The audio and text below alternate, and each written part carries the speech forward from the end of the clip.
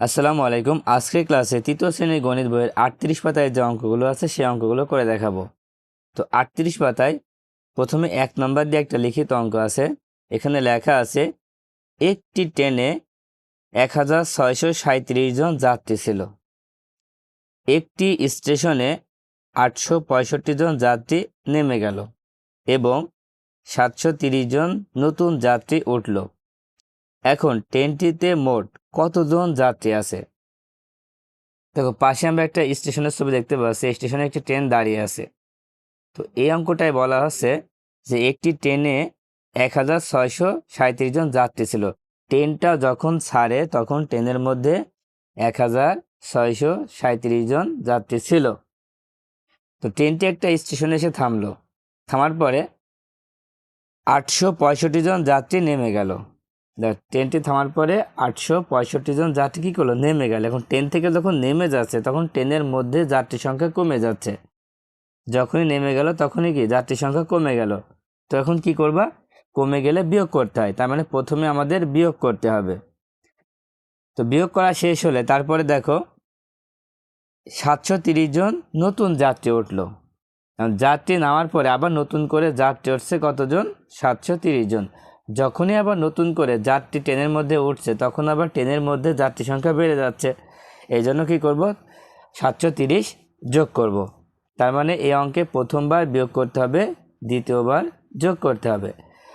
তো সর্বশেষ বলছে এখন ট্রেনটিতে মোট কতজন যাত্রী আছে। তো শুরু করব কিভাবে? দেখো, প্রথমেই লিখবা, খাতায় তোমরা এইভাবে লিখবা যে ট্রেনে যাত্রী ছিল 1637 জন প্রথমে ছিল। তারপরে যাত্রী নেমে গেল কতজন? 865 জন। দেখো, উপরে কিন্তু 4টা সংখ্যা আছে আর নিচে হচ্ছে 3টা সংখ্যা আছে। এই জন্য নিচেটা যখন লিখব তখন এই একটা সংখ্যা বাদ দিয়ে পরে 3টা নিচে লিখব, তা না হলে কিন্তু ভুল হবে। তো এখন বিয়োগ করে দাও। যেহেতু বিয়োগ করতে হবে তো 7 থেকে 5 বিয়োগ করলে 2 হয়। তারপরে দেখো, উপরে আছে 3, নিচে আছে 6। কারণ উপরের সংখ্যাটা বড় বানাতে হবে, তাই 3কে 13 ধরতে হবে। 13 থেকে 6 বিয়োগ করো। 6-এর পর থেকে গুনতে থাকো। 6, 7, 8, 9, 10, 11, 12, 13। কত হচ্ছে? 7 হচ্ছে। এখানে 7 লিখে দাও। এবার কিন্তু হাতে 1 থাকবে, সেই 1 8-এর সাথে যোগ করলে 9 হয়। তো 6 আর নিচে হচ্ছে 9, তার মানে 6কে বড় বানাতে হলে 16 বানাতে হবে। দেখো, 16 বানালে 2টা মিলে কিন্তু 16ই হচ্ছে। এই জন্য 16 থেকে 9 বিয়োগ করো। 9, 10, 11, 12, 13, 14, 15, 16। কত হচ্ছে? 7 হচ্ছে। এখানে 7 লিখে দাও। তাহলে কত হচ্ছে? ট্রেনে যাত্রী রইল 772 জন। দেখো, যাত্রী নেমে যাওয়ার পরে আবার কিন্তু নতুন করে যাত্রী ট্রেনের মধ্যে উঠছে।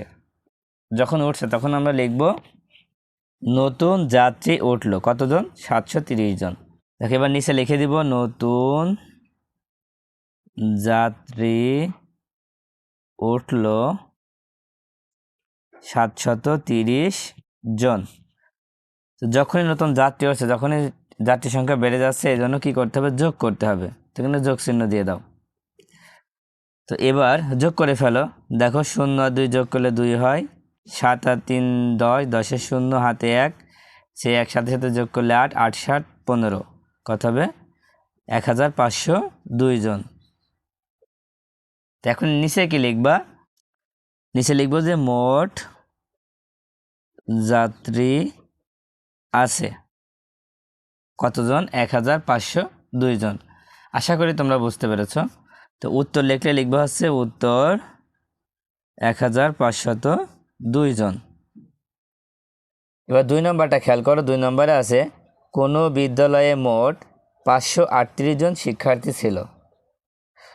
ওই বিদ্যালয়ে 125 জন নতুন শিক্ষার্থী ভর্তি হলো এবং 93 জন শিক্ষার্থী অন্য বিদ্যালয়ে চলে গেল।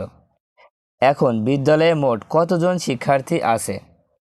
দেখো, তুমি যদি অঙ্কটা পড়ে বুঝতে পারো যে কী করতে হবে তাহলে অঙ্কটা তোমার কাছে সহজ মনে হবে। ভালো করে পড়ো যে কোনো বিদ্যালয়ে মোট 538 জন শিক্ষার্থী ছিল। ধরে একটা বিদ্যালয়ে মোট শিক্ষার্থী হচ্ছে 538 জন। এখন ওই বিদ্যালয়ে 125 জন নতুন শিক্ষার্থী ভর্তি হলো। যখনই নতুন শিক্ষার্থী ভর্তি হবে তখনই কিন্তু বিদ্যালয়ে শিক্ষার্থীর সংখ্যা বেড়ে যাবে, তাই না? আগে ছিল 538 জন, আবার নতুন করে 125 যদি ভর্তি হয় তাহলে বেশি হয়ে যাবে। তো বেশি হলে কি হবে, যোগ করতে হবে, তাহলে আমাদের যোগ করতে হবে।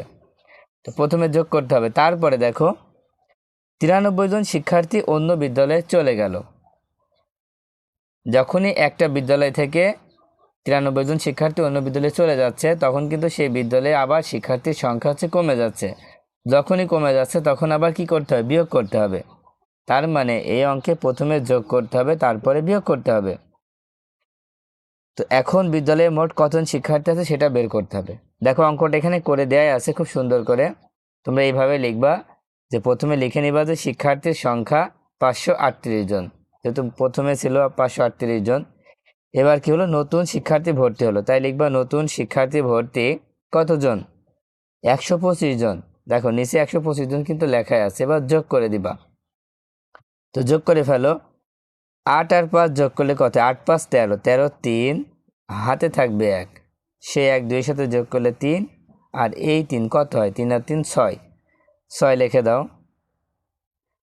তারপরে 5 আর 1 যোগ করলে কত হবে, 6 হবে। কত হচ্ছে, 663 জন। তাহলে মোট শিক্ষার্থী হচ্ছে 663 জন। আমরা এখানে লিখতে পারি মোট শিক্ষার্থী কতজন, 663 জন। দেখো 125 জন ভর্তি হয়, আমাদের এখন মোট শিক্ষার্থী হলো 663 জন। আবার দেখো 93 জন শিক্ষার্থী অন্য বিদ্যালয়ে চলে গেল। যখনই চলে যাচ্ছে তখন কমে যাচ্ছে, এই জন্য লিখবো শিক্ষার্থী চলে গেল। কতজন চলে গেল, 93। এখানে নিচে 93 লিখে দিব। লেখার পরে এবার কি করতে হবে, বিয়োগ করতে হবে, কারণ চলে যাচ্ছে। বিয়োগ করে ফেলো। দেখো 3 আর 3 বিয়োগ করলে 0 হয়, কারণ 3 আর 3 মিলে যাচ্ছে। তারপরে দেখো 9 আর উপরে 6, 6কে আমাদের বড় বানানোর জন্য 16 ধরতে হবে। তো 9 থেকে 16 পর্যন্ত গুনতে হবে। দেখো 9 10 11 12 13 14 15 16, কত হচ্ছে, 7 হচ্ছে। তো 7 লিখে দাও। এবার হাতে 1 থাকবে, যেহেতু এখানে 16 বানাইছিলাম, সঙ্গে হাতে 1 থাকবে, সে 1 এই 6 থেকে বিয়োগ করো, 6 থেকে 1 বিয়োগ করলে 5 হয়। তো কত হলো, 570 জন। এবার লিখবো শিক্ষার্থী আছে 570 জন, যেহেতু চলে গেল, চলে যাওয়ার পরে এখন শিক্ষার্থী আছে 570 জন। তো উত্তর লিখবা যে বিদ্যালয়ে মোট শিক্ষার্থী 570 জন। আশা করি অঙ্কটি তোমরা খুব ভালোভাবে বুঝতে পেরেছো।